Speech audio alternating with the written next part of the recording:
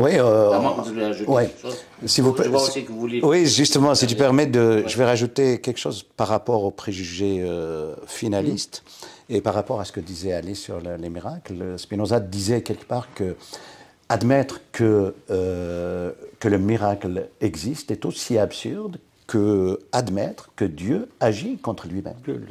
C'est-à-dire la nature qui obéit à des lois bien définies depuis toujours. Dire qu'un miracle existe, c'est dire que c'est remettre en cause en fait Dieu lui-même.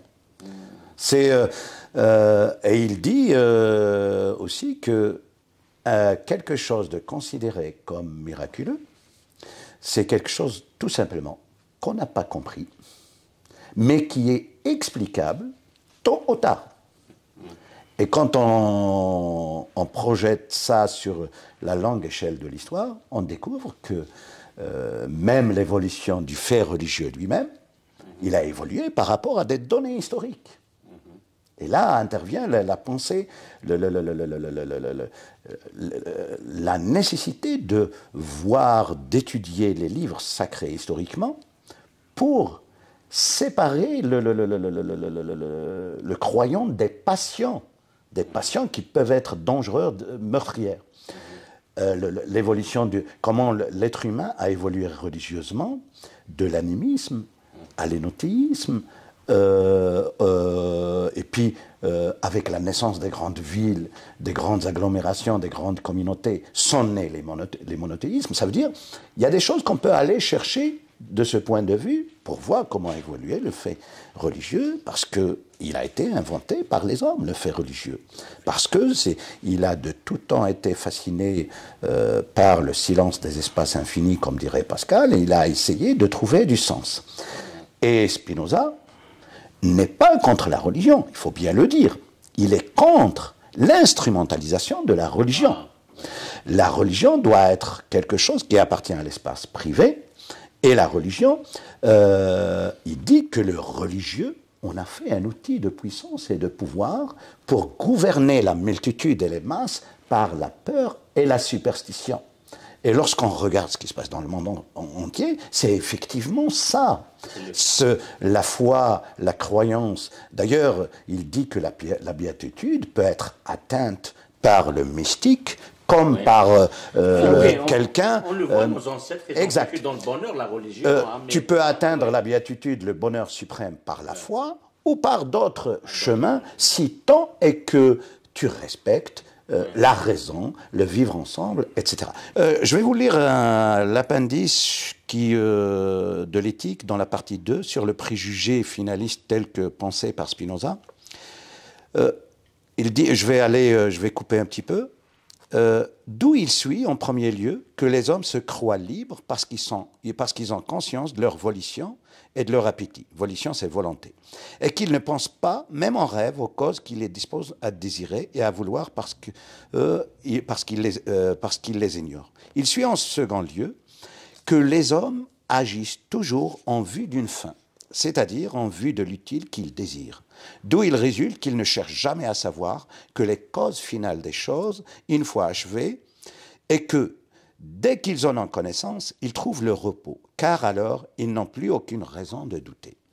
S'ils ne peuvent avoir connaissance de ces causes par autrui, il ne leur reste qu'à se retourner vers eux-mêmes et à réfléchir aux fins qui les déterminent d'habitude à des actions semblables, et à agir aussi nécessairement d'après leur naturel, ingénium, propre, celui d'autrui. En outre, ils trouvent eux-mêmes et hors d'eux-mêmes un grand nombre de moyens qui leur servent excellemment à se procurer ce qui leur est utile. Comme, par exemple, les yeux pour voir, les dents pour mâcher, les herbes et les animaux pour s'alimenter. Ça veut dire, tout ça, il imagine qu'il a été conçu à leur service propre, uniquement pour eux. D'où il suit que beaucoup de questions se posent. Pourquoi on assassine autant d'animaux? Pourquoi il était dans une certaine mesure écologiste bien avant l'écologie. Alors, regarde par exemple, donc les animaux pour s'alimenter, le soleil pour s'éclairer, la mer pour nourrir les poissons, etc. Ils finissent donc par considérer toutes les choses naturelles comme des moyens pour leur utilité propre. Et comme ils savent que ces moyens, ils les ont trouvés, mais ils ne les ont pas agencés eux-mêmes, c'est-à-dire ils existaient avant leur existence, ils y ont vu une raison de croire qu'il y a quelqu'un d'autre qui a agencé ces moyens à leur usage. Car, ayant considéré les choses comme des moyens, ils ne pouvaient pas croire qu'ils se fussent faites elles-mêmes, mais pensent aux moyens qu'ils ont l'habitude d'agencer pour eux-mêmes. Ils ont dû conclure qu'il y a un ou plusieurs maîtres de la nature, doués de la liberté humaine, qui ont pris soin de tout pour eux et qui ont tout fait pour leur convenance. Or, comme ils n'ont jamais eu aucun renseignement sur le naturel, ingénieux, de ces êtres, ils ont dû en juger d'après le leur. L'anthropomorphisme. On a jugé notre monde par rapport aux images qu'on s'est fait.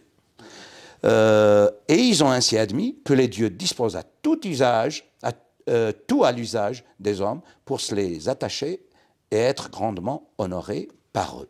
D'où il résulta que chacun d'eux, suivant son naturel propre, inventa des moyens divers de rendre un culte à Dieu, afin que Dieu l'aimât plus que les autres, etc. etc. C'est un long appendice et qui se termine, qui va aller jusqu'à l'origine de la croyance, jusqu'à l'origine de la religion, à l'origine de toute notre pensée. Supposer l'existence. Nous avons pensé notre univers comme si nous étions un empire différent de l'empire de la nature, alors que nous sommes une partie de la nature. Des fourmis,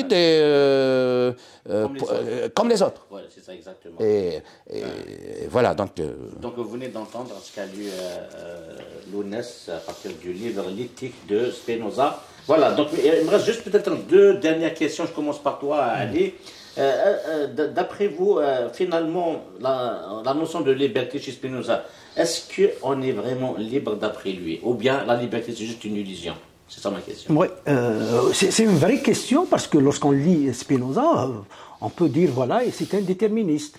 C'est quelqu'un qui défend l'idée du déterminisme. Il est contre le libre arbitre. Il est contre l'idée de libre arbitre, même dans ses livres. Et il parle de... en quelque sorte, il met une critique pour le libre arbitre. Lui, il ne croit pas en libre arbitre. C'est l'une des différences majeures avec Descartes. Avec Descartes.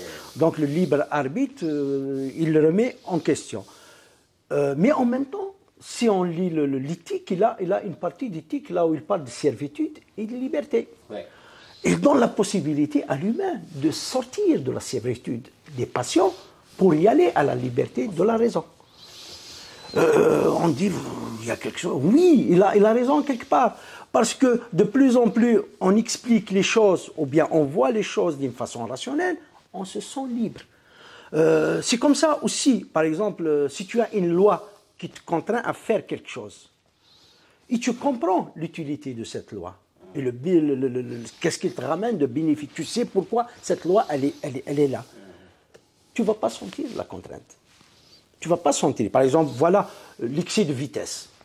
Si tu dépasses à 100 à l'heure, c'est limité la vitesse. Mais si tu comprends que l'excès de vitesse est interdit parce que c'est nuisible pour toi, tu risques de faire un accident ou de tuer quelqu'un, là, lorsque tu respectes, tu ne vas pas sentir une contrainte.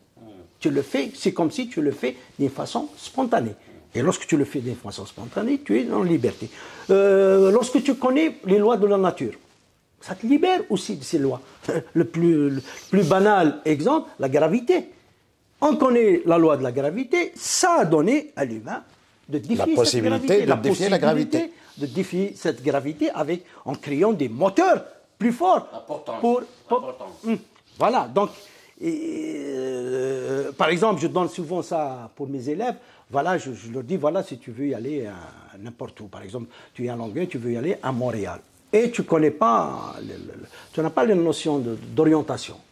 Tu ne sais pas où est le nord, où est l'est, l'ouest, et tu vas y aller, tu vas marcher. Certainement, tu vas aérer, tu vas abandonner, et ça va être pénible pour toi. Mais si tu étais préparé pour ça, tu avais une carte, et tu as une boussole, tu sais vers quelle direction tu vas y aller d'une façon à l'aise. Tu ne vas pas sentir une contrainte, donc tu vas te sentir un petit peu libre dans ton mouvement, contrairement à ton ignorance. L'anarchie aussi. Lorsque tu as, par exemple, une bibliothèque faite d'une façon anarchique, on te dit, voilà, cherche-moi le livre, tu commences à chercher, tu vas sortir une contrainte. C'est tout un effort que tu vas fournir. Mais si la bibliothèque, elle était ordonnée, bien rangée, tu vas y aller, hop, tu prends ton livre et tu sors. Regardez les bibliothèques les municipales ou les bibliothèques, c'est par numéro, tu vas y aller, numéro, par section, tu vas y aller directement. Mais si tu rentres et tu commences à tourner en rond en lisant tous les livres, tu vas sentir une contrainte. Donc ça libère. Et dans le livre là, de l'éthique et dans le livre l'autre, la réforme de l'entendement, il donne un programme ou bien une façon de se conduire pour y arriver à cette liberté, d'y aller vers la connaissance rationnelle. On se libère de la passion. On se libère de la passion parce que la passion enchaîne sa passion. Par exemple, tu es dans une situation là de réaction. Une réaction coléreuse, ça peut te créer des problèmes. Mais si tu réagis et tu commences à réfléchir, là, tu peux réagir convenablement et tu vas avoir des conséquences moindres. Donc, ça libère quelque part, il a raison, mais on dit, voilà, Spinoza, il a réussi en quelque sorte à réconcilier le déterminisme avec la liberté. Oui. Wow. C'est l'un des plus grands paradoxes de la philosophie de Spinoza. La liberté pour Spinoza est une illusion, et pour cause, il y a un déterminisme cosmique, il y a une infinité de causes qui produisent infiniment des causes et qui sont à l'origine de la moindre chose qui arrive dans l'univers. Donc nous sommes le résultat d'une infinité de causes qui sont à l'origine de nous. Le paradoxe, par exemple, la différence entre Spinoza et Sartre, Spinoza, la liberté n'existe pas, et Sartre, il croit que l'homme, la liberté existe totalement. Et Spinoza, il dit, c'est une illusion de se croire libre. Dans sa célèbre, vous savez, Spinoza, il a écrit, on a mis toutes ses lettres, ses correspondances, avec je ne sais pas, est-ce qu'on l'a ici, ces correspondances qui sont fascinantes pour approcher de manière plus simple la pensée de Spinoza, parce que des amis, des proches, des collaborateurs lui posaient des questions sur la liberté, etc. Et dans sa célèbre lettre à Schiller, qui lui dit et la liberté, il lui donne l'exemple il lui dit la liberté chez toi n'existe pas, mais en même temps tu dis que nous sommes libres. Il lui donne l'exemple pourquoi la liberté est une illusion. Il lui dit, imagine que tu lances une pierre et que cette pierre, à qui tu as donné une force pour qu'elle puisse s'envoler dans le ciel, se mouvoir. À un certain moment, si la pierre avait la possibilité d'avoir une conscience et qu'elle pouvait raisonner, quand on lui pose la question, est-ce que tu es libre? Elle dirait qu'elle est libre. Elle dirait qu'elle est libre. Ignorant les causes qui la font se mouvoir, qui la font s'envoler dans le ciel. Et il dit, c'est exactement comme toute chose dans l'univers. La seule chose qui n'obéit pas au principe de la causalité, c'est Dieu. Mais même Dieu est déterminé à... il ne peut pas faire autrement que ce qu'il a fait. Que ce qu'il a fait. Il est déterministe. Oui. Il ne peut pas faire autrement que... Parce qu'il n'a pas de volonté. Il est déterminé à exister par lui-même. Et donc, tout ce qui existe dans la nature, donc dans le cosmos, etc., obéit à la règle de la causalité. Mais alors, la question qui se pose toujours, il est où alors la liberté dont parle Spinoza? La liberté, comment il réconcilie ce dilemme, ce paradoxe? La liberté est une illusion, parce que quand on y réfléchit un petit peu de plus près, par exemple, et que tu regardes les définitions des religions, lui, il a volé, il va aller en enfer. Lui, il a fait du bien, il est né avec un compte en banque plein, elle n'a aucune chance de voler. Tu nais dans un milieu où tu es obligé de voler, tu vas voler. Et donc, on est déterminé aussi bien par le milieu, par la géographie, par l'éducation, par la culture, etc. Un autre exemple simple. On vient au monde, on te dit, t'es musulman, t'es chrétien, t'es athée, t'es juif. Il est où la liberté? Puisque d'emblée, on est prédéterminé à être ce qu'on est. Donc, il est où la marge de liberté? Spinoza, il dit, pour Spinoza, la servitude, la plus grande des servitudes, justement, c'est l'ignorance. L'ignorance. Et les causes de servitude, notamment dans la partie où il traite des passions, ces servitudes qui nous asservissent, c'est-à-dire la colère, la haine, les passions, le pathos en général, il dit, quand on parle de liberté, la définition vulgaire que nous avons depuis que nous étions enfants de la liberté, c'est faire ce qu'on veut. Mais en vérité, on ne fait pas ce qu'on veut. On est prédéterminé à faire tout ce que nous faisons. Les plus grandes servitudes, par exemple, chez l'humain, pour ouvrir un petit peu aussi la parenthèse à l'occasion, parce qu'on n'en a pas parlé beaucoup, je pense, les grandes servitudes qui asservissent l'homme, c'est le désir charnel, donc tout ce qui est monde sexuel, etc. C'est l'argent, la richesse, etc. Et c'est la gloire. C'est les plus grandes servitudes.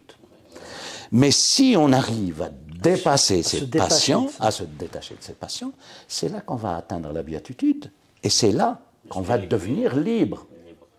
La liberté chez Spinoza, c'est lié à la béatitude. C'est l'autonomie. C'est pouvoir, c'est-à-dire comprendre que je suis déterminé, mais grâce à la raison, j'essaie à agir en fonction. Je ne peux pas remettre en cause le déterminisme à mon origine, mais en fonction de ma nature, pour faire ce que je peux faire qui est bien. C'est pas le bien et le mal, qui n'est pas mauvais, on va dire. Et c'est la manière dont on l'explique, et c'est aujourd'hui d'autant plus actuel que c'est la connaissance qui libère au final. La peur de la nuit a été résolue quand on a découvert que, en fait, c'est le côté de la planète qui était ombré, si l'on veut. La peur de la foudre a disparu quand on a compris son origine, le phénomène naturel, je veux dire. Ma dernière question par rapport à ce qui se passe actuellement. On sait que Baruch Spinoza est issu d'une famille et d'une communauté très très religieuse, pour ne pas dire hébraïque et juif, qui a vu quand même quitter dans la terre, d'Israël ou Palestine, et le bastion actuellement d'un conflit, tout le monde ne comprend pas. Est-ce que, ma question pour vous deux, est-ce que la bonne lecture, la compréhension, pratiquer la philosophie de Spinoza à l'échelle étatique des États pourrait peut-être nous épargner ce qui est en train de se passer actuellement en Israël et en Palestine? Oui, on peut s'inspirer de la pensée Spinoza, d'ailleurs de sa vie, le fait qu'il a été excommunié et il a continué à vivre en tant qu'humain. C'est quelqu'un, en quelque sorte, qui rejette le communautarisme religieux. Il est pour l'humain universel, entre guillemets. Donc, il est dans cette... Et aussi, il a une conception de la paix. Pour lui, la paix, ce n'est pas l'absence de la guerre. C'est quelque chose de positif. C'est quelque chose qui se construit. C'est quelque chose de positif, c'est quelque chose qui se construit, c'est quelque chose de juste.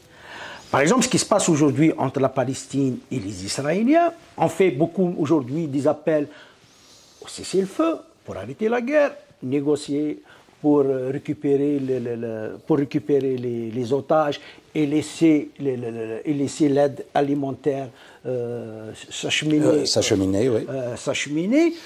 C'est ça juste pour régler une situation de guerre. Ça veut dire qu'on reste toujours dans la guerre. Mais pour Spinoza, si on s'inspire de Spinoza, non, ça ne va pas construire pour un projet de paix.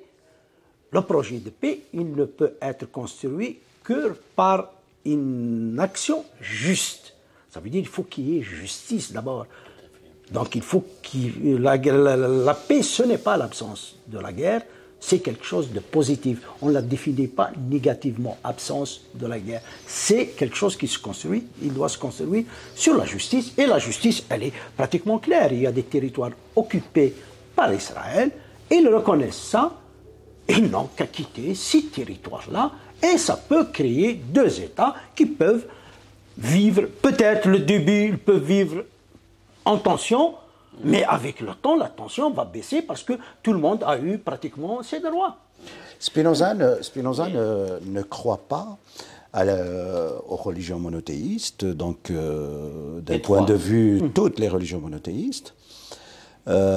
Mais, par exemple, justement, c'est quand il a écrit le traité théologico-politique, il dérangeait d'autant plus par rapport à son excommunication, par rapport à un tas de choses, qu'il a nié l'idée d'un peuple élu. Ouais. Un peuple éternel, ne reconnaît pas.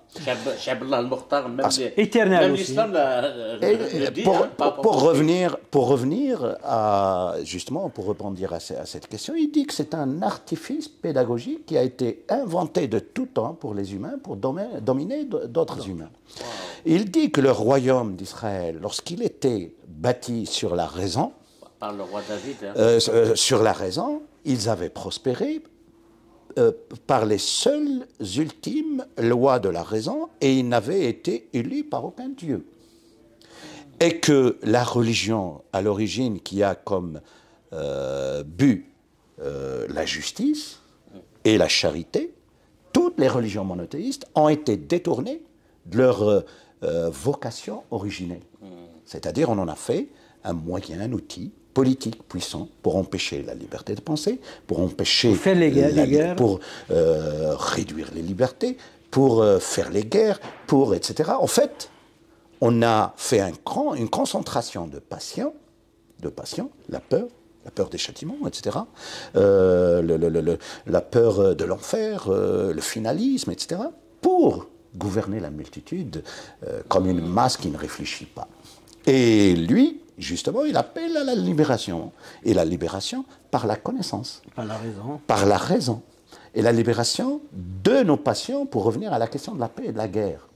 L'absence de la guerre, ce n'est pas la paix. La paix est une construction d'un vivre ensemble fondé sur l'harmonie, sur le respect des uns et des autres, sur le droit à la différence. Spinoza, dans le traité théologico-politique, il dit même des comportements parfois immoraux, dans un État, dans une société, il faut les tolérer. Parce que les interdire causerait davantage de tort. Et ça pousse les gens à l'hypocrisie, par exemple. Ça pousse les gens, etc. Causerait davantage de tort que de bienfaits. Et donc,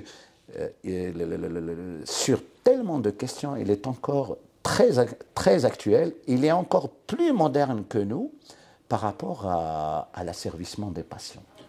Par rapport, nous sommes libres dans la mesure où on domine nos passions. La démocratie est la cité idéale, mais à condition que les gens s'éduquent au vivre ensemble, à la citoyenneté, à la connaissance, etc. Contrairement, on parlait hier de ça, de la formule de Hobbes, l'homme, enfin c'est pas Hobbes, il date déjà, je pense, des Grecs, l'homme est un loup pour son frère l'homme. Spinoza dit que avec la raison, l'homme peut devenir un dieu. L'homme peut devenir un dieu pour l'homme. Ça veut dire qu'il peut être un soutien et qu'il aide, un ami même. Oui, et il a toute une théorie sur cette question. La question, il y a des gens, des spécialistes qui ont appelé ça l'égoïsme éclairé, que je n'aime pas trop. En fait, quand il parle, par exemple, Spinoza, de l'amour propre, c'est-à-dire, il dit à l'état naturel, en se fiant juste à la raison, personne ne ferait du mal à quelqu'un d'autre. Parce que je vais, grâce à la raison, savoir que mon intérêt propre est de te protéger toi. Mon intérêt propre, il passe par ton intérêt propre. Et ça crée la cité idéale. Vraiment, c'est un régal d'avoir avec nous l'ami Marcini Mousnaoun, Nakakir. أما ذمروا لوناس حساني تولمت يا كان ذا شحال تكرت نبوتي كيسا كما ذا علي قايدين اللي قلنا كاين فلسفه دو انت يوغا ونجا اذ ليسن ولا نعطيت كنا نتمو غادي نسن في كان يسن سبينوزا اشكون يون بونغاز ومزروي كاين فلسوف يدي في كلاطاسي ثالث ساعه ويوفانا كيف الدنيا تزوارا اقواليين مزيغن اجملن ذنسا تكتي وين الناس فاغنا فهمن ثم كل التاويلات ياك نبغي كتقول تكين يوتيوب تنكم سبينوزا متجير ذهن دوما لا ديفون في اللاس تي فيديو ثين تي كتابنا كتقول لهم تندي قطاتي قلان غرثت سوا كنين عاثن غرثافات تشكين يعني غصن هكاكي دوسار اول نون تاكارا لي ديرني مو بريفمون لوناس. D'abord merci Rachid pour l'invitation ثانمير تمقران تعطيك صحة. كنتي ندوين على ذي باش نقصر في مسالتي parce que je trouve que les débats, ce genre de questions, ils se font tellement rares dans nos sociétés qu'il devient non seulement important mais urgent de réintégrer le livre dans nos sociétés, la philosophie notamment. C'est quoi la philosophie? C'est l'amour de la sagesse, la littérature. Sur la Kabylie, au Sénégal, chaque village, chaque commune, ils distribuent des livres de Coran, des concours de récitation de Coran, alors que normalement, c'est la philosophie, c'est l'instruction, on n'a qu'à aller. Oui, c'est incroyable. Il peut exister ça, mais en parallèle, il peut y avoir, par exemple, je ne sais pas, les cafés littéraires et des activités culturelles autour du livre. Oui, on a coupé ça, de l'autre côté, ça travaillait, donc en quelque sorte... Ça a effacé. Le danger, c'est l'uniformité. Le problème est là. Maintenant, pour Spinoza ou la philosophie, en principe, l'Algérie, telle qu'on l'a laissée, elle a déjà dans la formation de la philosophie, elle est importante. Mais sociétalement, la philosophie n'est pas adoptée. N'est pas adoptée. Pourquoi? Parce que la philosophie remet en question l'ordre établi. Elle remet en cause la certitude. Elle remet en cause les certitudes qu'on a. C'est ça, c'est pour ça que la société a peur de la philosophie. Elle s'abrite derrière la religion. Oui, par exemple, la philosophie aujourd'hui est restée en Algérie comme quelque chose d'académique. Tu l'as à l'école. Il ne sort pas dans la rue. L'université, lycée, l'université, pas plus que ça. C'est rare de voir un article philosophique dans la presse, c'est rare de voir quelqu'un, un invité dans un plateau de télévision qui parle philosophie, et pourtant il y en a pas mal de questions où le philosophe peut intervenir. Mais on ne fait pas appel au philosophe parce que la place du philosophe, la place de la réflexion philosophique, elle est prise par le religieux. S'il y a par exemple n'importe quelle chose qui remet en question une valeur morale, il n'y a pas mieux pour un Algérien de ramener un imam ou quelqu'un de religieux pour nous parler de ça. On ne ramène jamais un philosophe. Alors ici en Occident, c'est le contraire. Lorsqu'il y a une question éthique je ne sais pas, par exemple, imaginez ce qu'on a fait pendant le Covid. Est-ce qu'on doit interdire, on ne doit pas interdire? Lorsqu'on fait beaucoup de conditions, ça peut réduire les libertés. On n'a pas fait appel à un homme d'église pour nous parler de liberté. On a fait appel à des philosophes et des gens qui ont une idée sur l'interdiction et la limitation des actions. Albert Camus disait que la diversité est le lieu de l'art, dans son mythe de Sisyphe. La diversité est le lieu de l'art. Et comme dit Ali, la question, ce n'est pas la question de la pratique religieuse ou quoi que ce soit. Aujourd'hui, on en est arrivé à l'idée selon laquelle nos mamans et nos papas qui n'ont pas pour la plupart été à l'école, sont plus ouverts que les enseignants universitaires d'aujourd'hui. Qu'est-ce qui s'est passé? Il s'est passé que, contrairement à l'Algérie de notre enfance, avec toutes ses limites, il y avait le philosophe qui s'exprimait, il y avait le livre qui se lisait, qui se partageait facilement. Il y avait l'art qui avait sa place, il y avait la transgression qui existait via le théâtre, un petit peu dans tous les théâtres régionaux d'Algérie. Il y avait un champ possible pour le débat, pour la contradiction. Mais dès qu'on en est arrivé au monopole du religieux, pour un tas de raisons que ce n'est pas le lieu pour les énumérer ici, aujourd'hui, le médecin, l'ingénieur, n'importe quel spécialiste, il peut consulter un imam pour qu'il lui donne son avis sur un sujet précis, qui demande juste sa spécialisation. Il intervient jusqu'au lit intime des gens. il y a quelque chose qui a été brisé dans cette tradition longue, faite de débats, faite d'échanges. Mais bien sûr, c'est encouragé. Qu'est-ce qu'il gagne l'État algérien en faisant la promotion de l'islamisme? Il n'y a pas qu'en Algérie, Rachid. Il y a un retour du phénomène religieux dans le monde entier. Parce que l'être humain, avec la crise économique, avec l'exaspération des passions, avec la globalisation, le village global grâce aux technologies de l'information et de la communication, on a fait un village où s'expriment les passions d'une manière déchaînée. Et donc, l'être humain il est confronté dans sa crise, quand tu as faim, quand tu as peur, quand tu es insécure, etc., tu es confronté à la question du sens. La question du sens. Et comme la réponse du religieux est radicale, eh ben, c'est l'explication la plus simpliste. On y adhère parce que on a la solution la plus facile. En fait, je lisais une citation quelque part que j'ai moi-même écrite dans l'un de mes romans. Lorsque un État, un pays n'arrive pas à promettre le paradis sur terre, eh ben, il va chercher les religieux, les idéologues qui vont faire croire aux gens qu'il y a un paradis après. Il y a un paradis après. La question du sens est une question qui a accompagné l'être humain depuis la nuit des temps. La vie est un mystère absolu. Mais il faut donner la possibilité à tous les regards qui peuvent s'expliquer le monde de s'exprimer.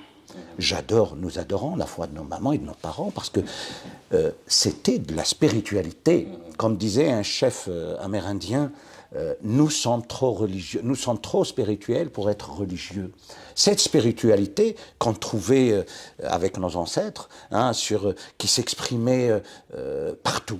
Donis, la mère de la nature. Comment on a adopté le dieu du monothéisme, mais on l'a adapté avec nos cultures. Comment, etc. Ça, c'est une société vivante. C'est une société vivante. Mais là, avec l'uniformisation, une seule pensée, dès que tu sors de la ligne tracée au cordeau, tu es ceci, tu es listé, tu es cela. La différence est l'essence de la nature. La différence est l'essence de la nature. L'Algérie, c'est ses musiciens, c'est ses artistes, c'est ses philosophes, c'est sa berbéritude, c'est ses arabophones, c'est ses grandeurs et ses misères. C'est ses grandeurs et ses misères. On ne peut pas faire en sorte de dire, ouais, nous sommes parfaits, non, notre religion est la meilleure, non, notre... Non. Et d'où il apparaît que la philosophie, entre parenthèses l'amour de la sagesse, c'est une explication simpliste, mais au moins qui traduit un petit peu la beauté de la chose, elle est nécessaire. Il faut réintroduire la pensée chez l'enfant. L'enfant, aujourd'hui, au lieu de l'ouvrir sur un livre, sur une poésie, sur une littérature, au lieu qu'il fasse une pièce de théâtre dans son entourage dès sa prime enfance, il est destiné à une école une école coranique pour l'endoctriner. Je ne dis pas que la médersa, par exemple, de nos ancêtres est différente de l'école coranique d'aujourd'hui. On a des amis des parents qui sont passés par la médersa, où ils étudiaient la conjugaison, ils étudiaient la poésie, ils étudiaient plein de choses. C'était pas parfait, mais au moins, ils avaient accès à un peu d'universalité, davantage qu'aujourd'hui. Un esprit critique, exactement. Lounes Hassani, il se dit romancier modestement, qui je peux l'appeler aussi, romancier philosophe, ابتكار إزمة أنفق ذي تواري كيدنا لا علي قايدين سبيسياليست لا فيلوزوفي بوليتيك نبود أمسلاير سينيرسن غاف سبينوزا باروك سبينوزا إثيك نظني قلولن 1932 يموت 1677 ديال لا 45 يسبواسن مزيك يموت نقص المزيان دي جانتي مسنوين يسن زما كي خلانت زويس توسنا اكيد ساتاغا سينير علي ثنميرتك علي ميرسي بوكو بور لانفيتاسيون ثنميرتك لوناس يعطيك الصحة ثنميرتي كي un grand merci pour tout ce que tu fais Rachid. مثل وين نكون سيدي قميص نار سينير وكاميرا مان كيغلاني نار داني حاغاني سينير تلميذ هذا تيقيم دينا ميتشوغان يسان ملي دوز ما ونظام دي سنت نظام دينا قيمه في تلويث أميلا سكواس تسبتي في الكوات ساكيتي ويزين نرازن تسكلا أراز وين قالان رشيد عليش نتو اللي سين بالعيد ثعلي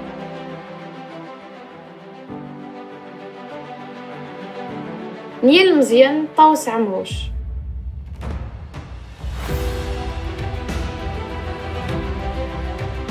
نتسكلات نتمدوث فرولو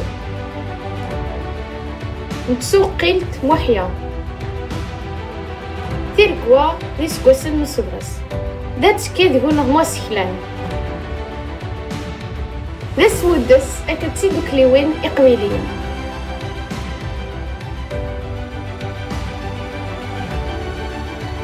تزمر ما تعاونام ستللت اي ترانسفير غير تيركوا تنقيت info@gmail.com أكو ضغرو شدون GoFundMe